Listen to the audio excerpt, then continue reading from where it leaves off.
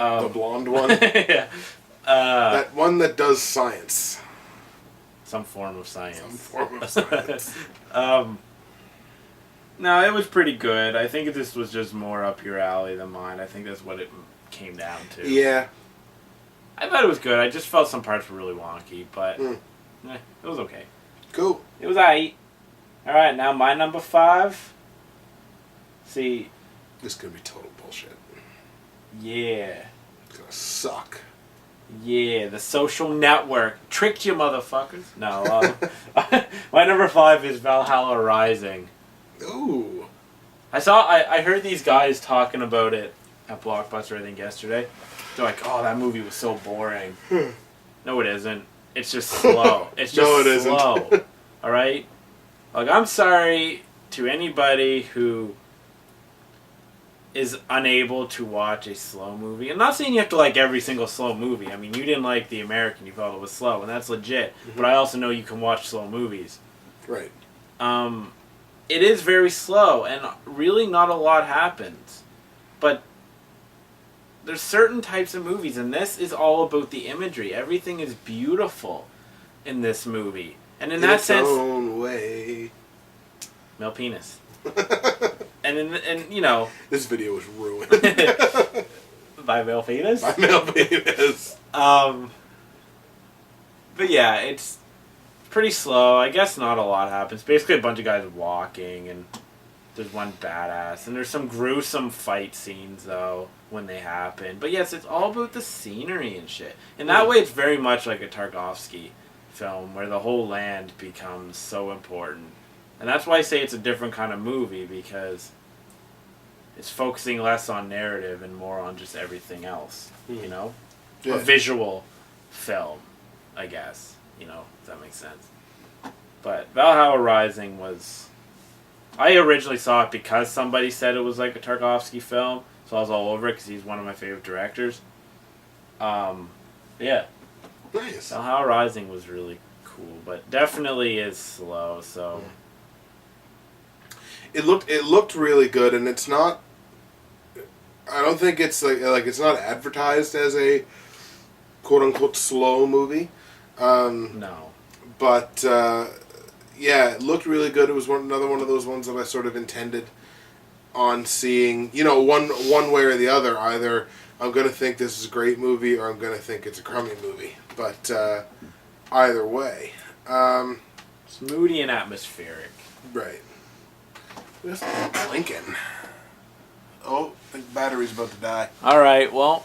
Alright, kids. We will be back with our number 4 and up. Yeah. Alright, so we're back, and we're going to be moving on to our top 4 movies of the year. 4 Horsemen. 4 Horsemen. My number 4 on the year, speaking of Horsemen, my number 4 on the year is one that got absolutely no... What the hell did you hit me for? No... You just Ric Flair, like, chop me? Woo! Got absolutely no love at the Golden Globes. Matter of fact, got totally snubbed. We should make our own video. We should make our own forum. Got totally snubbed at the Golden Globes, and it's kind of a piss off, but it makes sense because the Hollywood Foreign Press doesn't like westerns. My number 4 on the year is True Grit. I love Jeff Bridges. Like, I love that man. That man can do no wrong. Yeah. What you doing? I'm just adjusting a little. Adjust the S-Squelch. Jeff Bridges is amazing. The idea that Haley Steinfeld didn't even get a nomination for Best Actress is kind of a kick in the pants. It's a crime. I think it's pretty close because she was just amazing as Maddie Ross. Yeah. Matt Damon was excellent as the Texas Ranger. And you know, I think Jeff Bridges really lived up to a remake of a John Wayne movie. I mean, he was totally up for it. He plays Rooster Cogburn, and he plays Rooster Cogburn fantastically. I mean, it's such a great performance. Another great performance by him. One of our greatest remaining older actors. True Grit. I loved everything about True Grit. I loved the ambiance. I loved the music. I loved the way it was shot. Absolutely everything about it. Josh Brolin is good as the villain, and yep, everything about it was fantastic. So True Grit, number 4. True Grit was an honorable mention for me. Don't quite love it quite as much, although I do agree that she should have been nominated. As much as I like Jeff Bridges too, and I did like his performance, I can see why he was nominated. I'm looking for a man that has true grit. And male penis. Ah, that's the name of the movie. Do you get it?